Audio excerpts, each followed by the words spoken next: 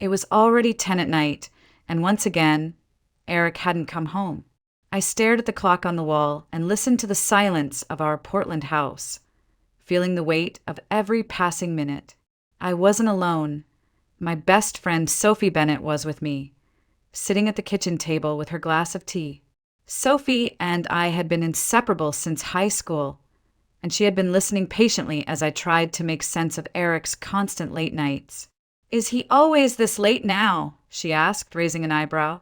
I sighed. "Lately, yes. He says the garage is busier than ever. According to him, there's too much work, not enough hands. But I don't know Sophie.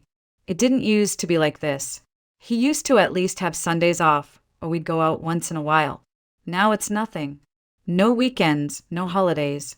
Just late nights and excuses." Sophie tilted her head. "And you believe that? That it's all just work?" I hesitated. I want to. But sometimes I wonder if there's someone else. I mean, he comes home looking exhausted, clothes smelling of oil, like he's been at the shop all day. It doesn't look like he's coming from a date. But what if I'm wrong? The thought made my chest tighten. "Anna," Sophie leaned closer, her voice calm but firm. "Don't tell me you haven't thought about it. Men don't just disappear like that unless there's a reason. Either it's another woman, or it's something else he doesn't want you to know." I hated how her words echoed the very suspicion I'd been pushing away. I had already considered it many times, but I hadn't found any real proof. And the worst part was that Eric and I hadn't been intimate for over a month. Every time he came home, he would collapse into bed, muttering that he was too tired. "I've told him I want us to have a baby," I admitted softly, staring at my hands. "We've been married 5 years now. I don't want to wait forever. But how am I supposed to have a child with a man I barely see?" Sophie frowned. "You've been married 5 years, and he still hasn't introduced you to his family either, right?" I shook my head. "No, he has a mother and a brother, but they live in another city. According to him, things are complicated. He told me once that they stopped speaking after he won some money in the lottery years ago. He used it to open the garage, and they resented him for not handing the money over to his mother. Since then, nothing. Not even at our wedding. Only 2 of his co-workers showed up. His own brother didn't." Sophie whistled softly. "That's not just complicated, Anna. That's unusual." Before I could reply, I heard the front door open. The smell of alcohol filled the hallway. Eric walked in, shoulders slouched, eyes slightly glassy. My stomach sank. "What's going on?" I asked, trying to keep my voice calm. "Why so late?" He waved his hand, dismissing me. "A friend from work went missing. I got worried, so I had a few drinks." I blinked. "Missing? Did you call the police?" "They won't do anything yet," he muttered. "He's an adult. Probably just went off somewhere." I glanced at Sophie, who sat rigid in her chair. Her eyes were sharp, ready to jump in if Eric said the wrong thing. "Eric, you can't just barge in like this every night," I pressed, my patience thinning. He turned on me, his face darkening. "Can you stop? You nag every time I walk through the door. Maybe try acting like a wife for once, instead of tearing me down." He stepped closer, and for the first time, I truly worried he might raise a hand against me. My breath caught in my throat. "Back off!" Sophie snapped from behind me. "If you even think about touching her, you'll regret it. Don't forget, I've got a black belt." Eric glared at her, his jaw tight, but after a tense pause, he stomped off toward the shower without another word.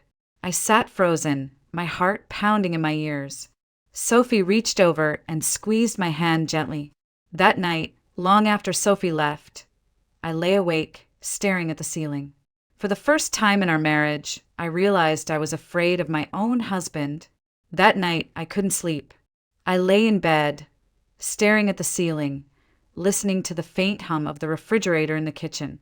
Eric had gone silent after his shower, slipping into bed without a word.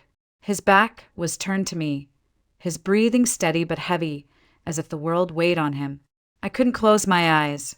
My thoughts spun in endless circles, dragging me deeper into doubt. When I finally drifted off just before dawn, I had a dream. My father was there, my dad, who had passed away years ago. He stood on the porch of the house I grew up in, looking at me with that familiar mix of love and concern. His lips were moving, but I couldn't hear a word. It was as if the sound was muffled, lost to the wind. I woke up with my heart racing, and I couldn't shake the feeling that it was a warning. My father had never once appeared in my dreams without a reason. Every time he did, something significant followed. I got up, made myself a cup of coffee, and sat at the kitchen table, trying to push away the unease. But by mid-morning, I couldn't take it anymore. I needed to know where Eric really was spending all his time. On impulse, I grabbed my keys and drove to the garage. The winter air in Portland bit at my cheeks as I stepped out of the car. When I pulled into the lot, I noticed something strange right away. For a place that was supposedly swamped with work, the lot was almost empty. Only 2 cars sat in the parking area. My stomach twisted. Inside, the garage smelled of oil and metal, the usual stench of hard labor. I saw Igor, one of Eric's mechanics, working on a single car. He looked up when I walked in, startled. "Morning, Mrs. Whitmore," he said cautiously, wiping his hands on a rag. "Hey, Igor, is Eric around?" I asked, trying to sound casual. He hesitated, then shrugged. "He was here earlier, I think. Haven't seen him in a while." "All right, thanks," I said quickly, forcing a smile. My pulse hammered as I walked toward Eric's office. The door was closed, but I could hear his voice through the thin walls. I froze just outside, my breath caught in my throat. "I told you, I can't today." Eric's voice was low urgent. "My wife is starting to get suspicious. If she pushes, she might try to find out more. We'll have to move it to Monday. That's final." I pressed my palm against the wall, trying to steady myself. The silence on the other end stretched long enough for me to imagine him nodding, listening carefully. "No," he said firmly after a pause. "That won't work. Not now. Monday. I'll call you then." There was a click, and I knew he'd ended the call. For a few seconds, I couldn't move. My heart thudded painfully against my ribs. Who was he talking to? What was so important it had to be rescheduled? And why was he afraid of me finding out? I forced myself to take a deep breath, smoothed down my hair, and knocked lightly before pushing the door open. Eric startled, nearly dropping the folder in his hands. His eyes widened as if he'd been caught doing something he shouldn't. "Anna," he said slowly, "what are you doing here?" "I was just nearby and thought I'd stop in," I replied, trying to keep my tone even. "I wanted to apologize for last night. I didn't mean to nag. You work hard, and I know I don't always make it easy." His gaze narrowed. "What's the catch?" "No catch," I said, forcing a soft smile. For a moment, he studied me, suspicion in his eyes.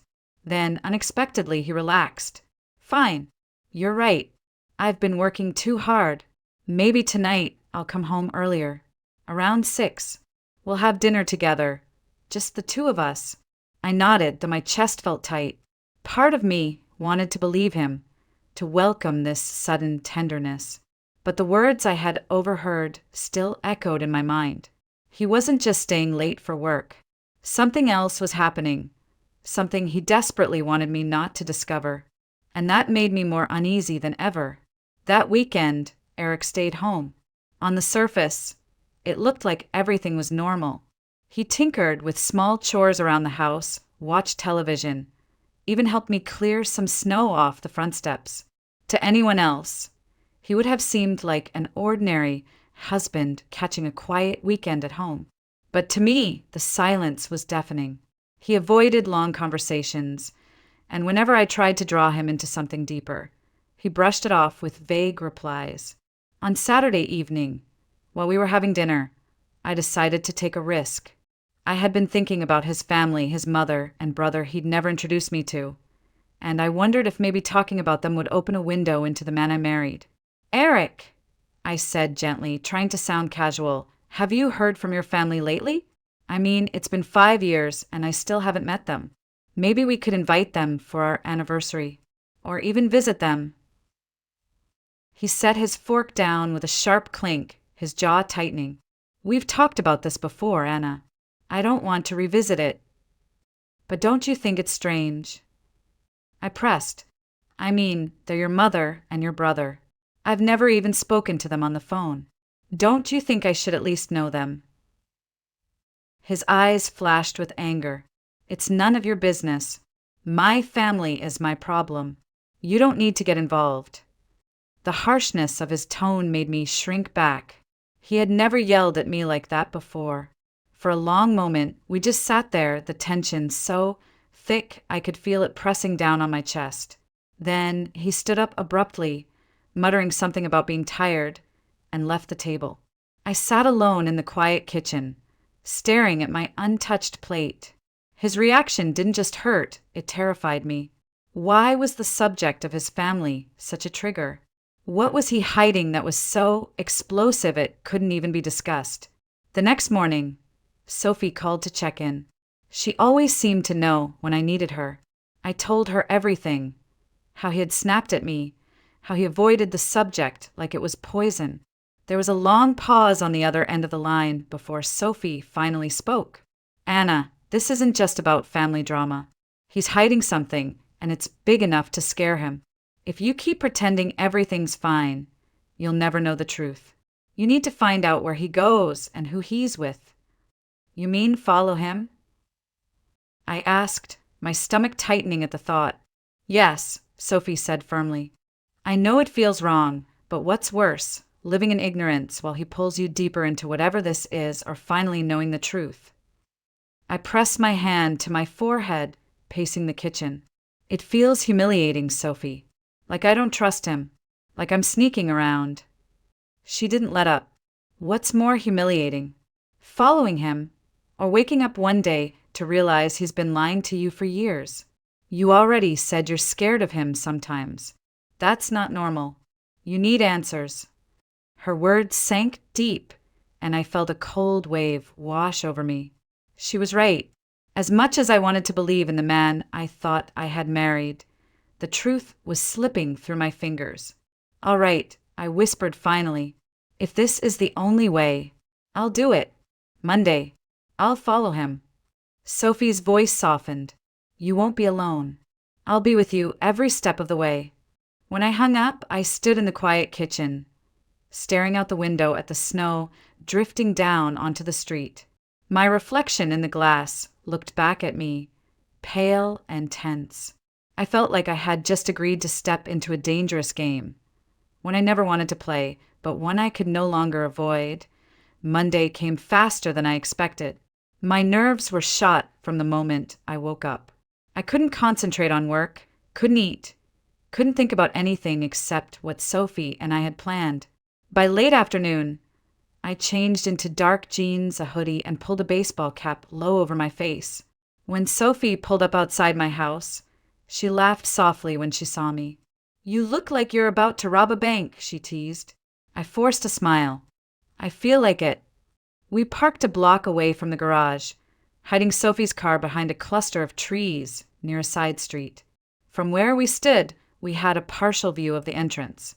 The winter air cut straight through my jacket, but I barely noticed. My pulse was hammering in my ears. For the first half hour, nothing happened. Mechanics came and went. A few customers pulled up, but nothing out of the ordinary. Then, just as I was beginning to think we were wasting our time, a black SUV rolled into the lot. It wasn't the kind of car that usually stopped here. Too polished, too expensive, too out of place. Sophie nudged me. That's it. That's who he's waiting for. The doors opened. A woman stepped out first, well-dressed mid-40s, hair pulled into a sleek bun, her presence commanding. She looked nothing like the kind of customer who would walk into a Portland auto repair shop. A younger man followed her out, maybe 30, tall and quiet, his eyes scanning the area like he was on guard duty. I gripped Sophie's arm, whispering, "Who are they?" "Not random customers," she whispered back. "That's for sure." We watched as the two of them headed straight into Eric's office without speaking to anyone in the shop. No car inspection, no paperwork, just straight to him. My stomach dropped. Sophie turned to me. "Stay here. I'm going in." "What?" "No, Sophie, relax. I'll pretend my car's making a noise, and I need Eric to take a look. It's the perfect cover. Trust me." Eric had never actually met Sophie in person, only heard her name in passing when I mentioned her. That, plus the fact she wore large sunglasses and a hood, gave her just enough anonymity. Before I could stop her, she slipped away, started her car, and pulled into the lot. I stayed hidden, watching through the trees as she parked near the garage entrance. My heart was pounding so hard it hurt. She walked confidently inside while I paced behind the bushes, my fingers freezing in the cold. The minutes crawled by. I imagined a dozen scenarios. Eric catching her, the woman recognizing the act, Sophie being thrown out. Just when I thought I couldn't take the waiting anymore, Sophie reappeared. She was walking quickly back to her car, her face pale, but her eyes sharp. I hurried to meet her in the side street, breath clouding in the air. "Well, what happened?" She closed the car door behind us and sat for a moment, gripping the steering wheel. "Anna, this isn't about another woman. It's worse." My throat went dry. "Tell me." "They were talking about cars," she said, her voice low. "Stolen cars. Eric told that woman he only managed to change the VIN numbers on 2 of them when she demanded 5 by yesterday. He was nervous, scared. She was tearing into him, threatening him. He's not the one in control here, Anna, she is. And he's terrified of her." I felt my stomach twist violently. I had prepared myself to hear about an affair, maybe another family hidden away somewhere, but this crime, stolen cars, criminal networks, it was more than I could process. "He's mixed up in something dangerous," Sophie added, meeting my eyes. "And he's been hiding it from you all this time." I pressed my hands to my face, my chest tightening as panic rose inside me. An affair would have been painful, humiliating, but at least it was familiar, something I could understand. This was different.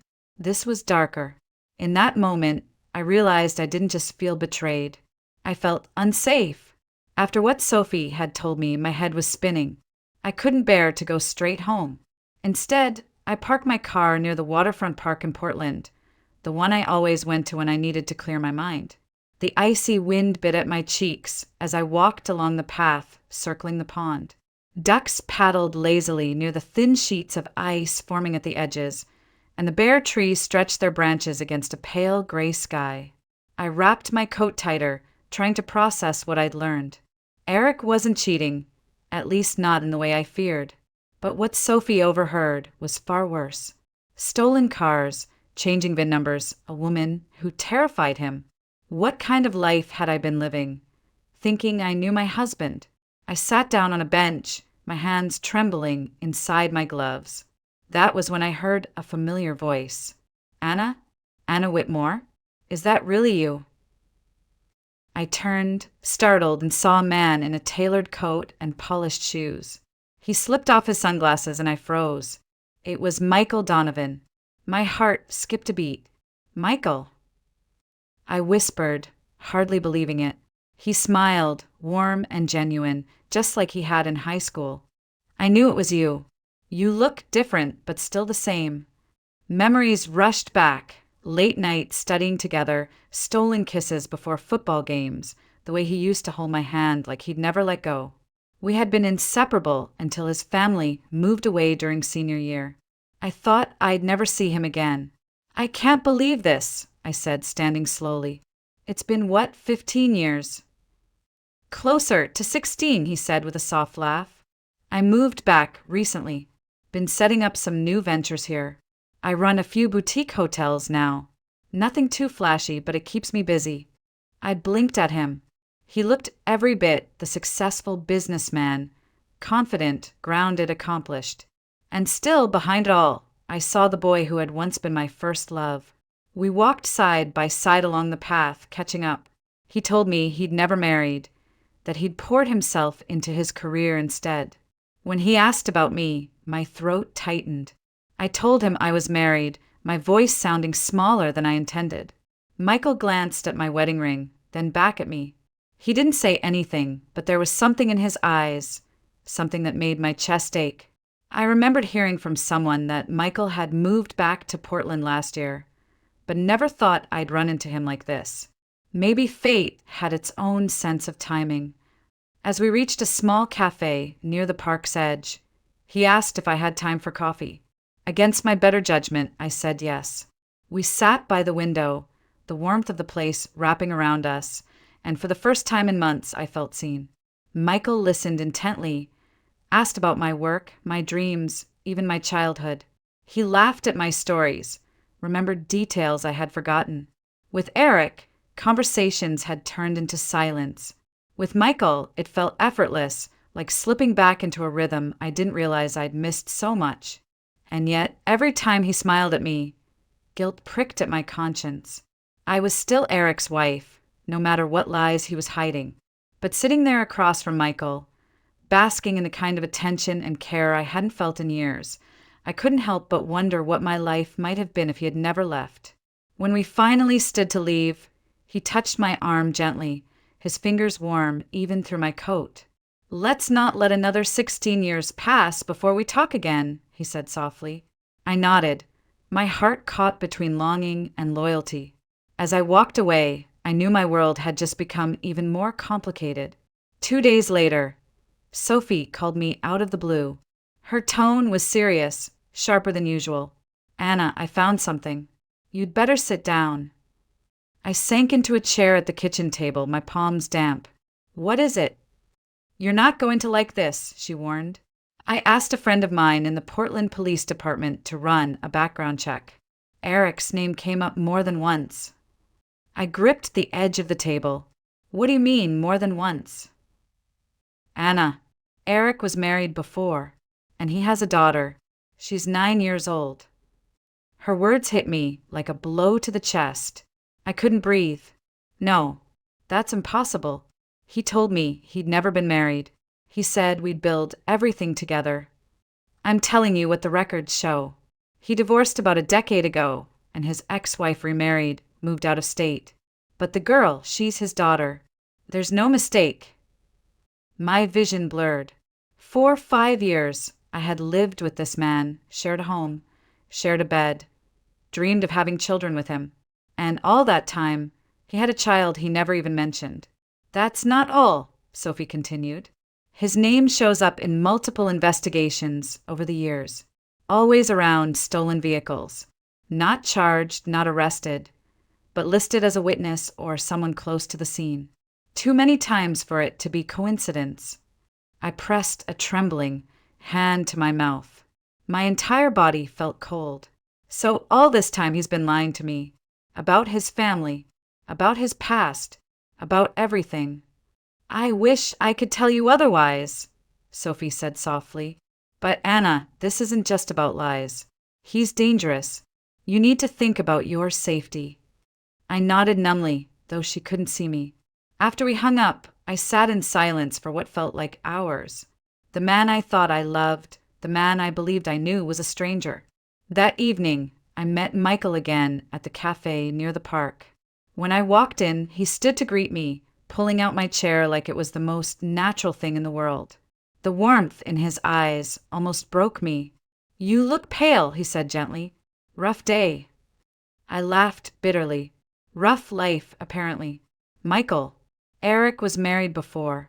He has a daughter, 9 years old, and he never told me." Michael's expression hardened, but his voice stayed calm. "That's a heavy secret to keep from your wife. What else has he been hiding?" I leaned forward, lowering my voice. "Sophie found out his name is connected to stolen car cases. He always shows up, but only as a witness. It's too much to be coincidence. He's involved, Michael. I just don't know how deep." Michael reached across the table, his hand covering mine. His touch was steady, grounding me. "Anna, you need to get out of this before it destroys you. You can't live with someone who hides entire pieces of his life from you." And if he's tied up in crime, that puts you in danger, too. Tears stung my eyes. I don't even know who I married.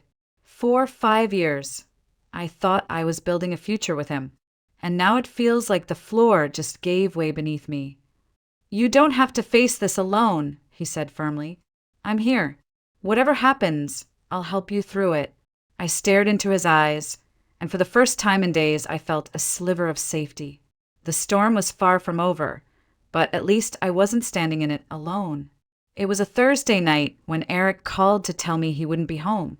His tone was clipped, rushed, as if even speaking to me was an inconvenience. Got too much work at the shop. Don't wait up, he said before hanging up. I stood in the kitchen, holding the phone long after the line went dead. My chest tightened, but this time it wasn't sadness. It was anger, exhaustion, the realization that I couldn't spend another night staring at the walls, wondering what lies Eric was weaving in my absence. Almost without thinking, I picked up my phone and called Michael. He answered on the first ring, as if he'd been waiting. Anna, are you free tonight? My voice trembled, but not from fear. From something I hadn't felt in years. Desire, anticipation, the need to be wanted. Always, he said softly. Come to the hotel. I'll be waiting. An hour later, I stepped out of a cab in front of his boutique hotel. Michael was already outside, holding a bouquet of lilies, my favorite. My throat tightened at the simple thoughtfulness of it. Eric had never once brought me flowers without a holiday dictating it. You look beautiful, Michael said, his eyes warm. He took my bag, paid the driver, and offered me his arm like a gentleman. When we walked into his suite, a bottle of champagne sat chilling in a silver bucket, glasses already set out. The lights were dim, soft music playing in the background. He moved with a kind of effortless grace, pulling out a chair for me, pouring the champagne, making me feel seen in every gesture. To new beginnings, he said, raising his glass. My hand shook slightly as I clinked mine against his. The first sip burned sweetly down my throat, loosening something tight inside me. That night, in Michael's arms, I felt alive again. He kissed me slowly, reverently, as if I were something precious. There was no rush, no impatience, no sense of obligation. Just tenderness, passion, love, the kind I had nearly forgotten existed. For hours, the weight I had carried for years fell away, and I remembered who I was before Eric's lies and shadows consumed me. Afterward, we lay tangled in the sheets, the city lights flickering faintly through the curtains. I rested my head on his chest, listening to the steady rhythm of his heartbeat. You can't keep living like this, Michael whispered, running his fingers through my hair. You need to step away from him, at least for now. Tell him you have to leave for family reasons. Buy yourself time to figure this out. I closed my eyes. I don't even have family to run to. My parents had both passed away years ago. I was an only child, and whatever extended family I had, we'd long lost touch. Then invent one, he said gently. Say a relative is sick, and you have to go care for them. He'll believe it, and if he doesn't fight it, if he lets you go, that tells you everything you need to know. His words sank deep. He was right. I needed distance, a way out, even temporarily. The next morning, I drove home, my body still humming with memories of the night before. When Eric finally came back that evening, I told him I needed to leave town for a while. A cousin called, I said, forcing my voice to tremble. She's sick, and I'm the only one who can help. For a moment, I thought he would argue, but instead he exhaled slowly, almost in relief. If you need to go, then go, he said, avoiding my eyes. The ease with which he accepted my absence struck me harder than any confession could have. He wasn't worried about me leaving, he was relieved. And in that moment, I knew. Whatever he was involved in, he wanted me out of the way. Sophie returned from Eric's hometown on a Saturday evening. She came straight to Michael's hotel suite, her face pale but resolute. I could tell before she even opened her mouth that what she had uncovered was serious. Anna, she said, lowering her voice as she shut the door behind her. I talked to people there. neighbors, old friends, anyone who still remembered the Whitmores. Your husband wasn't lying about cutting ties, but it's not just bad blood. His mother and his brother are both fugitives. They've been wanted for years in connection with stolen vehicles, organized crime. The family's been under suspicion for a long time. And Eric, he left, but he didn't leave clean. He's still tied up in it. My knees went weak. Michael pulled out a chair for me, and I sank into it, gripping the table. So it's true. He's not just keeping secrets, he's still part of it. Sophie nodded grimly. He didn't want you to know because once you did, you'd see him for what he is. Michael leaned forward, his eyes steady on mine. We can't let this drag on.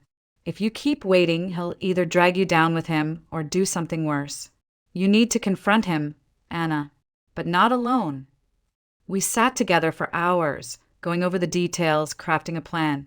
Sophie had managed to record some of her conversations in Eric's hometown, and Michael had discreetly connected with people who could pass information to the police if needed.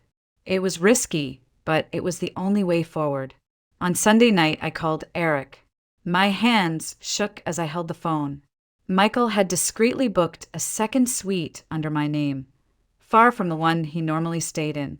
The hotel was one of his own, but he assured me Eric wouldn't recognize it. He'd never been there, and the name didn't give anything away. We chose Suite 312 because it was close to the emergency stairwell and had a secondary connecting door, just in case. Eric, I said, forcing my voice steady, we need to talk. Tonight. Meet me at the Northern Hotel. Suite 312. He hesitated. Why there? Because it's private, I replied flatly. And because it's important. After a long pause, he agreed. Half an hour. When he arrived, I was sitting on the edge of the couch, my palms damp against my knees. Michael and Sophie waited quietly in the adjoining room, hidden but close. My heart hammered as Eric walked in. He shut the door behind him and fixed his eyes on me. All right, what's this about? I stood, trying to steady my voice. It's about the lies, about your family, about what you've been doing behind my back. His brow furrowed. What are you talking about? Don't play dumb, I snapped, my voice rising. I know your mother and brother are fugitives.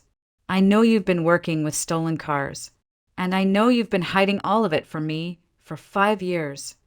For a moment, he froze, his face a mask of shock. Then the mask cracked and rage poured through. Who told you that? He demanded, his voice dark, dangerous. It doesn't matter. What matters is that I know. And I can't live like this anymore. His eyes narrowed to slits. He took a step closer. You think you can just walk away from me? You think you can expose me and survive it? I could kill you right here, Anna. One push out that window, and everyone would believe it was an accident. Fear surged through me, but I didn't move. My voice shook, but I forced the words out. If you touch me, you'll regret it. People already know. Sophie knows. Michael knows. And the police are just one call away. At that moment, Michael stepped out from the adjoining room, his presence calm but firm. Sophie followed, holding up her phone. We've got everything recorded, Eric. Your threats, your lies. It's over. Eric's face drained of color. He looked from me to Michael to Sophie, his chest heaving as the reality sank in. He tried to bluster, to sneer, but the fight was gone from his eyes. Slowly, he lowered himself onto the couch, muttering curses under his breath. Michael called the police. Within 20 minutes, officers arrived, and Eric was taken into custody. Sophie had already turned over her recordings and background notes to her friend at the Portland Police Department. Tonight's confrontation was the final piece they needed. I stood by the window, my hands trembling, watching the blue lights flash against the snow outside. 5 years of marriage had ended in handcuffs and betrayal. My heart ached, but beneath the pain there was relief. The truth was out. The danger was over. For the first time in months, I felt like I could finally breathe. When the police car finally pulled away, I stood frozen by the window, staring at the swirl of red and blue lights fading into the Portland night. My hands were trembling, and I couldn't tell if it was from fear, grief, or the sudden release of everything I had been carrying for 5 long years. The man I had married, the man I had once believed in, was gone, not because he left, but because the mask had finally been torn away. Michael came up beside me, placing his hand gently on my shoulder. "It's over, Anna," he said softly. "You don't have to carry him anymore." His words struck deep. I turned to face him, my vision blurred with tears. 5 years, Michael. 5 years, and I didn't even know who I was married to. I feel like my whole life's been a lie. Sophie's voice came from the couch behind us, firm but comforting. "It's not your fault. He fooled you, Anna. He fooled everyone. You trusted him because you're the kind of person who believes in people. That's not weakness, that's strength. But now you know and you're free." I let out a shaky laugh, wiping at my cheeks. Free. It doesn't feel like freedom yet. More like standing at the edge of a cliff, trying to decide whether to jump. "Then don't look down," Sophie said. "Look ahead." Michael guided me toward the balcony, and together we stepped out into the crisp night air. The city stretched beneath us, lights glowing against the dark Pacific horizon. Above, the stars pierced through the cold Oregon sky, sharp and clear. I wrapped my arms around myself, shivering, and Michael draped his coat over my shoulders without a word. For a moment, we just stood there in silence. The chaos of the evening, the years of doubt and fear, all seemed to drift away with the winter wind. Finally, I spoke. "I don't know what comes next. I don't even know who I am without him." Michael turned toward me, his expression steady, grounded. "You're Anna Whitmore. You're stronger than you think, and you don't have to figure it all out tonight. You've got time, and you've got people who care about you." His eyes softened. "You've got me." The tenderness in his voice broke something open in me. For the first time in years, I felt a flicker of hope, not built on lies, but on truth. Behind us, Sophie leaned against the doorway, arms crossed, her voice dry but warm. "Well, I'd say you've had enough drama for one lifetime. Maybe try a little peace and honesty for a change. It looks good on you." I smiled through my tears. Leave it to Sophie to cut through the heaviness with her blunt honesty. As the 3 of us stood there, me, Sophie, and Michael, I realized the truth I had been running from all along. My marriage had ended long before the police came for Eric. What ended tonight was not love, but the illusion of it. And standing here now, I knew I had a choice. I could cling to the wreckage of a broken past, or I could step into the future with open eyes, no longer afraid of the truth. I reached for Michael's hand, intertwining my fingers with his. The night was cold, but in that moment I felt warm, safe, seen, and ready to begin again. For the first time in years, I chose myself. And with that choice, I chose a new life, one built not on shadows, but on love that was real.